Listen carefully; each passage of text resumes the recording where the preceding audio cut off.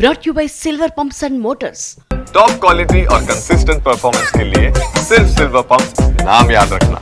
Fee బకాయిలపై YCP TDP మధ్య మాటల యుద్ధం ఆగట్లేదు. బకాయిలకు కారణం మీరంటే మీరు అంటూ విమర్శలు గుప్పించుకుంటున్నారు. కూటమి ప్రభుత్వం విద్యార్థుల సమస్యల్ని పట్టించుకోవట్లేదు అని విమర్శలకు దిగింది వైసీపీ. ప్రభుత్వం ఫీజు రీఎంబర్స్మెంట్ బకాయిలు చెల్లించకపోవడంతో కాలేజీలు విద్యార్థులకు వేధిస్తున్నాయి అంటూ ఆరోపించారు. జగన్ ప్రభుత్వం 4,000 కోట్ల బకాయిలు పెట్టడంతోనే ఈ పరిస్థితి వచ్చింది అంటూ వైసీపీకి స్ట్రాంగ్ కౌంటర్ ఇచ్చారు విద్యాశాఖ మంత్రి నారా లోకేష్.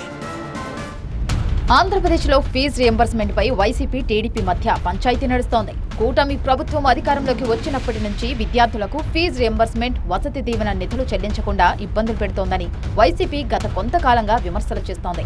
ఈ నెల 12న రాష్ట్ర వ్యాప్తంగా యువత పోరు పేరుతో విద్యార్థుల సమస్యలపై ఆందోళన చేపట్టింది. ప్రభుత్వం విద్యార్థుల సమస్యలు వెంటనే పరిష్కరించాలని కలెక్టర్లను కలిసి వినతిపత్రాలు సమర్పించింది.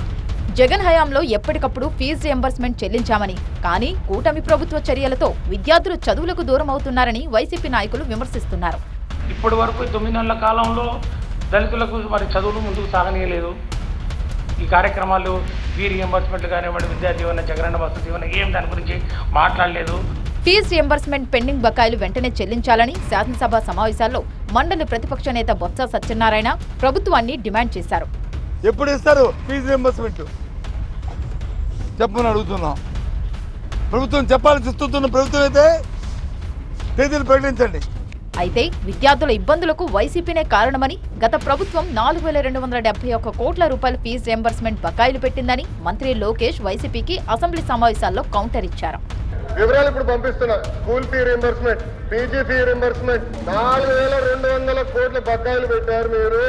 2019లో ఆనాటి ప్రభుత్వం ఏదైతే బకాయిలు పెట్టారో మీరు ఎప్పుడు చెల్లించారని 16 నెలల తర్వాత చెల్లించారు. ప్రభుత్వం వచ్చి 10 నెలలు అయింది. చెల్లిస్తాను నేను చెప్తా. హౌస్ సాక్షిగా నేను హామీ ఇచ్చా. ప్రభుత్వం తాజాగా ఫీజు రియంబర్స్మెంట్ బకాయిల చెల్లింపు కోసం 600 కోట్ల రూపాయల నిధులు విడుదల చేసింది.